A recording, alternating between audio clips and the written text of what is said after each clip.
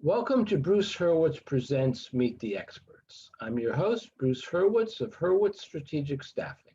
You can find us on the web at hsstaffing.com. I hope you'll consider us for all your staffing, career counseling, and speech writing needs. I am delighted to be joined today by Angel Ribo. We will be discussing how to reinvent yourself, pivoting in a crisis. Meet the Experts is sponsored by P&K CPAs. P&K is a full-service accounting firm.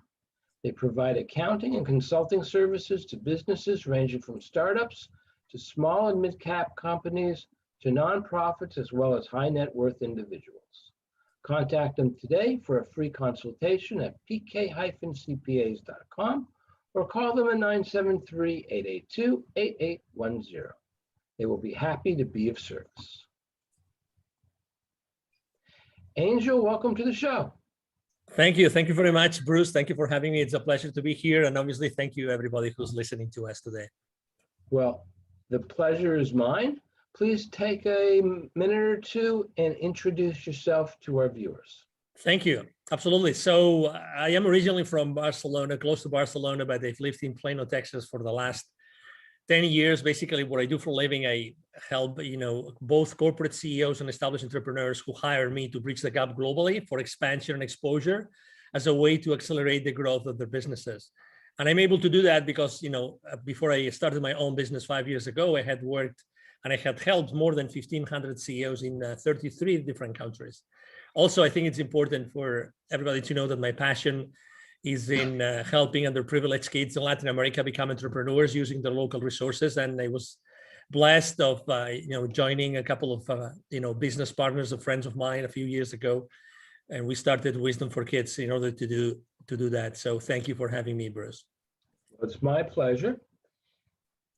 Reinventing yourself and pivoting. How do you define pivot?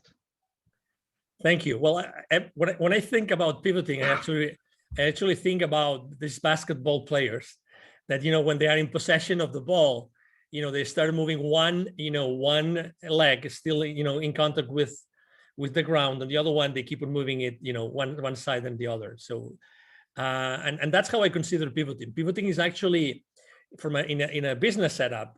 For me, pivoting is like changing something in your life or changing something in your business, but taking as a starting point what you have already developed and what you have already, learned throughout time. So that's how I define myself pivoting. Now, if I can get through this without coughing, why would you have to reinvent yourself? Is it really reinventing yourself or reinventing the business in a crisis? That's a great question. Actually, it very much depends on what's going on out there, right? I mean, we're talking about in times of crisis, because when it's a crisis, there's some external events that oblige you to rethink about what you're doing and what you are offering to the market at that point in time. When something, is so dramatic that it's called a crisis, then you start thinking, okay, so if the market has changed, if the conditions of the market have changed, so the clients probably are looking for something else or might need something different. How can I do it? And to your point, you might have to reinvent yourself. You might actually have to learn new skills. You might have to go down paths that you've never been before, or maybe not. Maybe you can just, expand what you already were providing to your clients or to your market and take it from there. So it really depends on, I would say, how you have to pivot, or how do you have to provide additional products or services to the market. Let's take two different cases.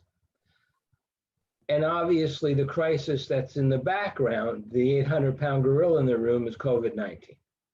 Okay. Let's say we have a business, an MSP, an IT service provider. Now they have to deal with Zoom. They have to deal with cybersecurity at a level that they never had to deal with before. So maybe they're bringing on more people in a time when you can't all be in the office together. Some people are going to work from home. Some people have to go out because they're field network engineer. And if you're a field network engineer, field means you go out. And if you're an engineer, you have to touch the gizmo.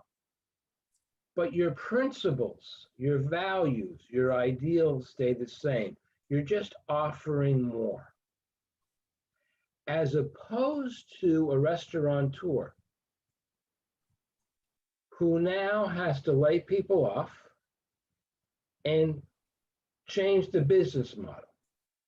The first case, they were just growing. In this case, they're changing the business model. We're no longer going to be serving food inside. People are going to come to the window or to the door, or we're going to rush out to their car, and we're going to hand them their order. So the business model has changed.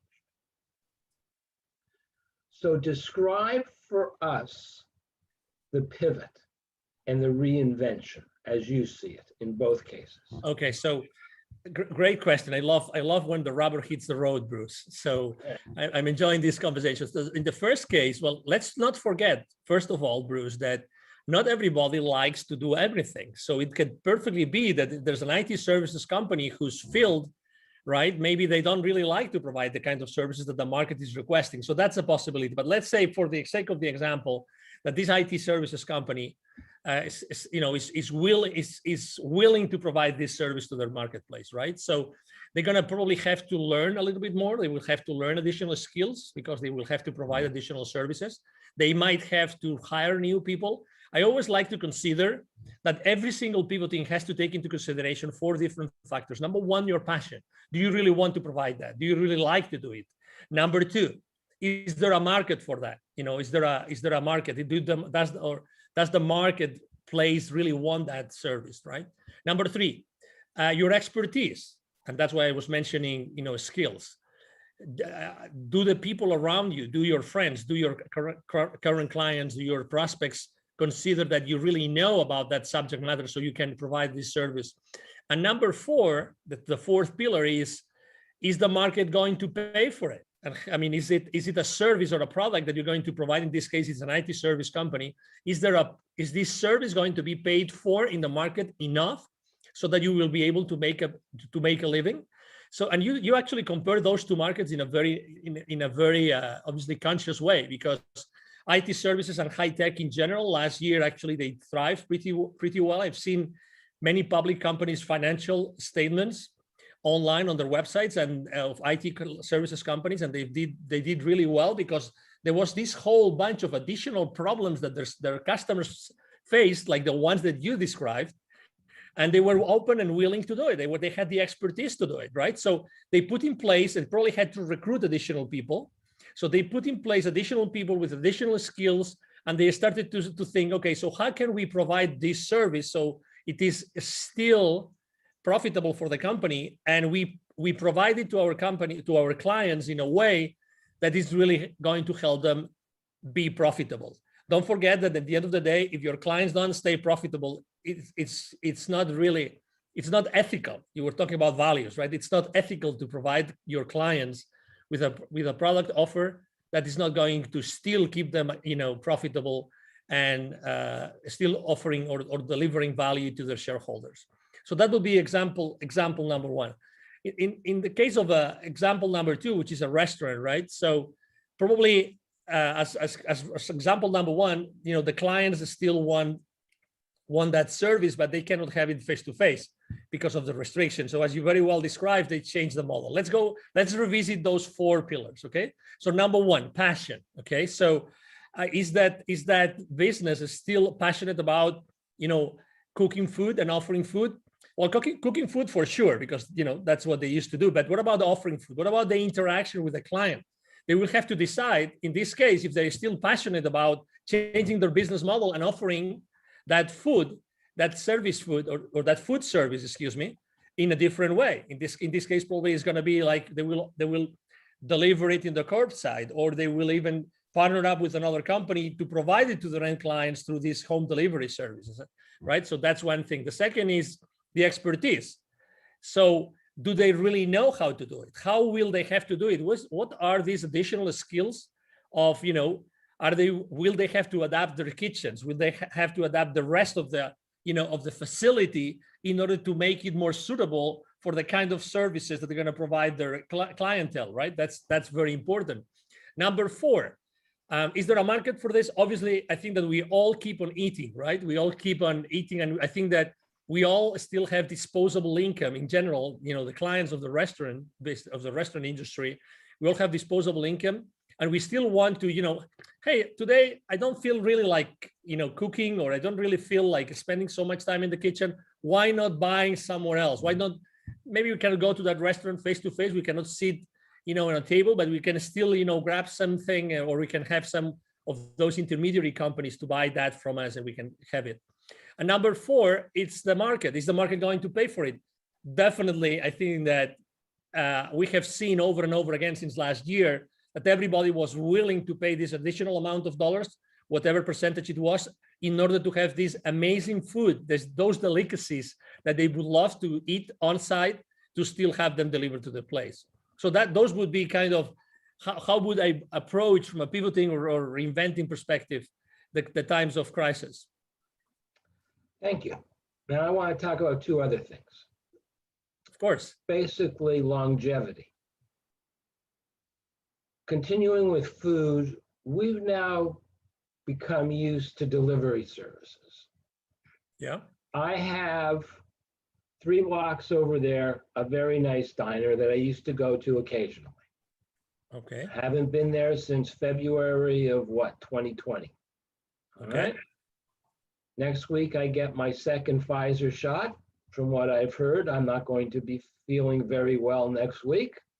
Okay. But the week after, I may decide, okay, I now am supposed to be safe. I'll go in and I'll get something to eat. First time eating out. But I've also had the necessities of life delivered. For example, a pastrami sandwich. All right, I can't get a pastrami sandwich at the diner. They don't know what pastrami is. It's not good. I tried. Other things are good, not the pastrami. So there's a kosher deli, and I can get it delivered. It costs a little bit more. But there will come a time when people will say, you know what? Let's go out and eat. Let's not get delivered. There are going to be fewer deliveries.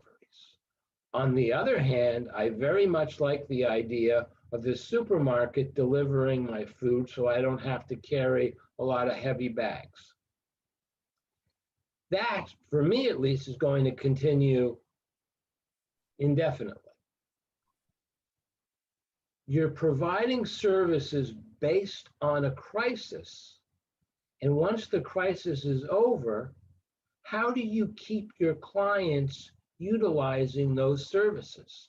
Because those services are going to remind you of the crisis, which you want to forget. I think that, well, number one, there's uncertainty, right? We're talking about uncertainty in the marketplace. So I think that we still don't know for how long, let's say, these business models have to be in place. For how long, or are those business models going to be in place, or those different ways to provide services and products to their clients? I think that we still don't know. So maybe the question is, I think that, and I'm going to relate to what typically happens when someone is launching a startup, some entrepreneur is starting their own business. I think that the most important thing is always being in touch with the market. There's something called like the minimum viable product. You probably, or service, you're obviously familiar with that. I think that being in touch with your client, consistently with your client, is going to give you the answer to what you just asked me. I think that really knowing what people are going to be comfortable in the future is going to be key. What I would personally do, and I would suggest probably my clients to do, is, hey, how are you keeping in touch with your client right now? Do you really know exactly the demographics of your client? Do you know where they are located? Do you know what kinds of services? Probably, if they have some system in place, some point of sale system in place, they will probably know who is typically buying what. And that's what's called like market intelligence, right? They already know their customer base, what are their habits of what they are buying or where they're eating, how they're doing it, how often, on which time frames, right? So all that market intelligence, the customer base intelligence, if you are a company that really cares about being in touch and knowing exactly what the market is asking for, I think that you will be able to really surf that wave. So obviously you have to plan. You have a business and you have to plan.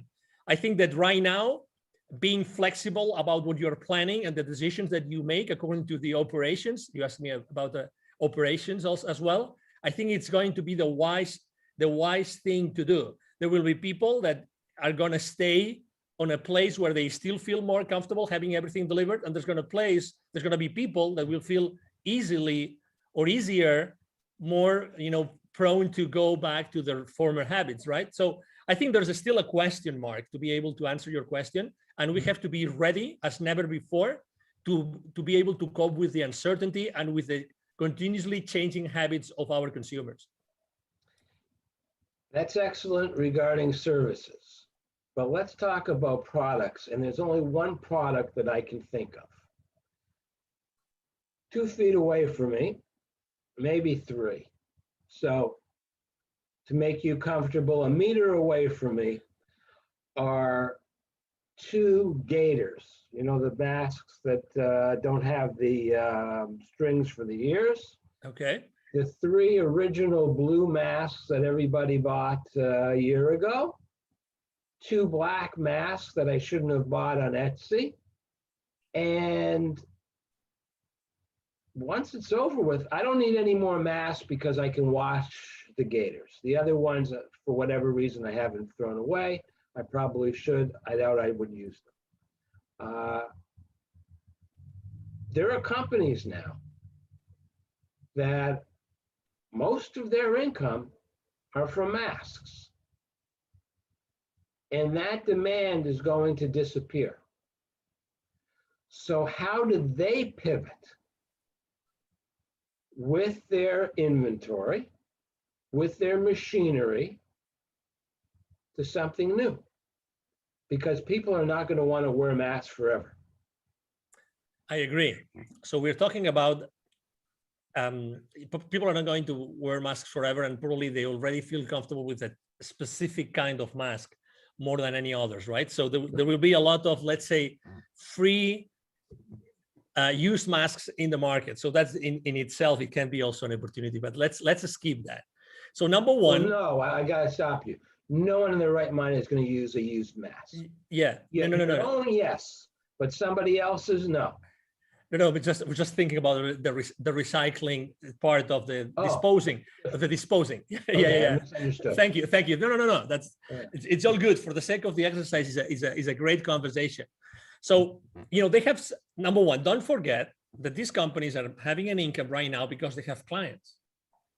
So even if it's a product as opposed to a service, these guys already have some clients, and they're supposed to know exactly what the clients need today and what they're going to need in the future. They have established already some business relationships, and there's some loyalty from those clients towards those vendors, in this case, ourselves, right? So I think that it would be wise if they started to think what, according to their experience and according to that relationship, if they start to talk to their clients and know, okay, so whenever this, I don't know if to call it wave or bubble, goes away, or you don't need as many as before, what do you think that we could provide you with? We think we understand your business, but what do you think you're gonna need? Again, and there's, as you know, probably not everybody has an inventory. A lot of people are just brokers or intermediaries, right? So it depends really on what your business model is.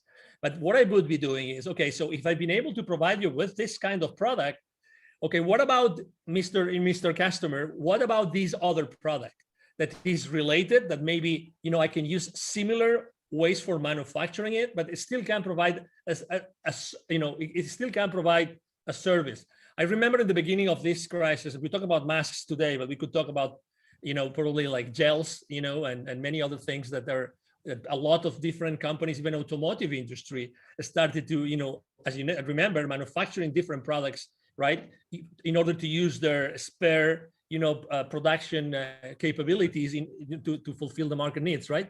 So I think it's gonna be the exact same thing. But the difference is that you made a statement, which is we're not going to need as many masks in the future. So I think that this is a lower level of uncertainty compared to what we said before. So I think that you can plan for a downtrend in the market of a specific product, and you can start thinking about, okay, so my production facility, in case it's my own production facility, how can I repurpose it so that I can try to have the same clients use a different product that can be of service to them moving forward, right?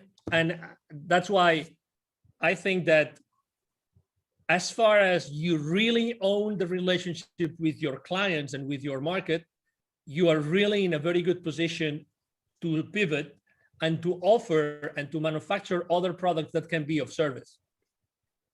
The only thing, I'm not trying to be funny here, but I have been able to think of is what else comes with a cloth and a string.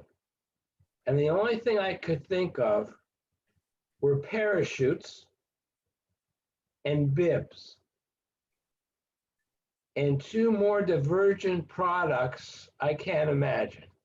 Mm-hmm.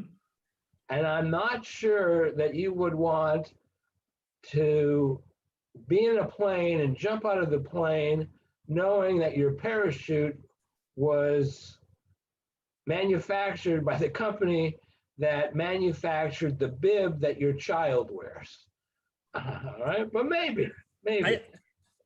I agree. As you know, it's a matter of certification, right? You will have to you will have to plan. You will have to have a business plan in place, and you will have to decide if all these additional, things that you have to do in order to be certified to serve, a similar kind of audience with a completely different product. I mean, again, it's a matter of what are the habits, what are the consumption habits of that market that you already have in place, of those clients that you already have in place. But to your point, I mean, nobody will allow you to sell another product unless it's gone through all the different, due diligence or the due diligence process that is necessary. But I think that there has been a lot of creativity and a lot of innovation in the market for the last 12 to 14 months due to the need to serve a different market or a market with different needs. And I think that has really been a very good thing. And I think that entrepreneurs and companies in general, they have learned so much about, the theory of constraints, things like what are the constraints in my business? How every single, business decision impacts the profitability of the company. These kind of things, I think that all those conversations have taken place. They have not taken place in many corporations, but they were a need last year. And I think that has obliged a lot of companies to decide what route to take in many different directions. And I think that all this, thoughtful processes and all those, brainstorming sessions that happened throughout the last year are going to make the companies much more profitable moving forward. I think that business owners and CEOs have become much more conscious of how every single decision impacts and has a consequence on the business profits. The final question, which I ask all my guests, what haven't I asked you that you wish I had asked you? Well, I think that you're a very funny person. I really enjoy the different, cases or questions that you asked me. Probably you should have asked me what's the most funny question anybody has ever asked you. Okay, what's the funniest question anyone has ever asked you? So probably what was the funny question besides the comparison that you make with the parachutes, which ranks really high in the list of questions I've been asked. Probably one of the questions is who would be the three people that you would seat on a dinner table. That's probably one of the funniest ones, because I really like to have. That's actually not a funny question. That's a good question. But I will tell you why it's a funny question, because I love so much to eat and to cook. So for me, it's real fun to think about working or thinking about who would I share specific plates. And for me, a table is almost like a sacred place where lots of magic happens. and we're actually sitting next to someone and knowing and establishing that relationship around food, I think it's really a magic place where lots of things get accomplished. But would you choose, and I can't think of any offhand, a famous chef? Would you choose a famous scientist? Would you choose a famous entrepreneur? And would the three of them have to have something in common so that they could have a good conversation? Or would this just be you want to have three separate conversations? Great question. Absolutely amazing question. Probably any of the three would have anything in common as far as their field of expertise, but I think that they all three would have, literally, they all three would have such a generic wisdom and background that would allow them to have a conversation among us four. That's what I think. So it wouldn't probably be a chef. I really know a very good chef that has had many Michelin forks in Europe, back in Europe, many restaurants, very, but I actually would, let me answer the question if I may. So the first person I would have on the table would be myself 7 lifetimes ago. I apparently was a Knight Templar, a Templar Knight. A Templar Knight, excuse me, I said it the other way around. That's one person, that would be myself. Actually, they're called the Knights Templar. Okay. You had it right the first time. Oh, okay. Thank you for correcting me. So you're protecting the Holy Grail. You've got your sword. Exactly. That's one, and it's myself. So I would love to talk to myself. 7 lifetimes ago. The other person would be whoever is running the show in the world. Whoever that person or group of person. Maybe one of them. I would love to have that whoever that is. Sitting next to me. I would love to be one part of the conversation. And the third one would be Jesus, and maybe not for the obvious reasons, but the reason for me would be because I think that typically the history books are written by the ones that won the wars. So I would love to have firsthand access to Jesus, so I could really have those tough conversations about, did you really write that? Did you really say that? Did you really do that? I would love to have that conversation. And I think that these three individuals all together could have a very, very nice conversation. What do you think, Bruce? I think that it would be nice up until the end, what you said about Jesus, because I am assuming, and then you shouldn't make assumptions, that you are a nice Catholic boy. And that what happens when you ask Jesus, did you really say, did you really do, did this really happen? And he says to you, no. Then that would impact you on a very deep level. So sometimes it's best not to know. I found, it's very disappointing. We'll end on this. Churchill was supposed to have said to, he was stopped by a woman at a party, a lady, and she said to him, Winston, you are drunk. And he said, Madam, you are ugly. The difference between us is tomorrow morning I will not be drunk. And then it was whether or not he continued the reason that you're laughing. But according to one of his biographers, it never happened. I want that to have happened because it's a great story. But enough. We've really got an off topic. And before I let you go, I want to thank you again. And please tell our viewers how they can best get in touch. Absolutely. So thank you. My name is Angel Ribo. Last name is Ribo, spelled like R-I-B as in boy, O. My brand is the CEO Confidant, THECEO-CONFIDANT.com, the CEOConfidant.com, and you can go there. That's my website. And the easiest way to reach out to me is actually through my email.